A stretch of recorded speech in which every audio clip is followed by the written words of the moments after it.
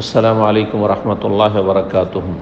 বিসমিল্লাহির রহমানির রহিম। আলহামদুলিল্লাহ ওয়াসসালাতু ওয়াসসালামু আলা রাসূলিল্লাহ ওয়া আলা আলিহি ওয়া সাহবিহি আজমাইন ওয়া বাদ। আমার ছোট ভাইয়ের কাছে এক লোক 5 লাখ টাকা ধার চেয়েছে, বিনিময়ে তার ফ্ল্যাটে কয়েক বছর চুক্তিতে থাকতে দিতে চাচ্ছে এবং চুক্তি শেষে তার পুরো টাকা ফেরত দেওয়ার কথা বলছে। এখন এটা তো সুদ খাওয়া হয়ে যায়, অবশ্যই সুদ, এটি আইনুর রিবা। তাই আমার ভাই তাকে না করে দিয়েছে। এরপর ওই লোক আমার ভাইকে ভাড়া কমিয়ে দিতে বলছে, আল্লাহ তাকে হেদায়েত করুক। মানে 5 লক্ষ টাকার কয়েক বছর মেয়াদি চুক্তি হবে। এই কয়েক বছরে আমার ভাই ওই ফ্ল্যাটের ভাড়া 12,000 বর্তমান, কিন্তু আমার ভাইয়ের কাছ থেকে 5,000 নেবে। মাশাআল্লাহ, এটাও সুদ। 12,000 টাকা করে ভাড়া, আর আপনার ভাইকে 5,000 এমনিতে দেবে।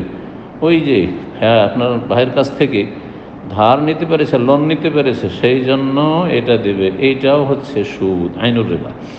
আর মেয়াদ শেষে 5 লাখ টাকা ফেরত দেবে।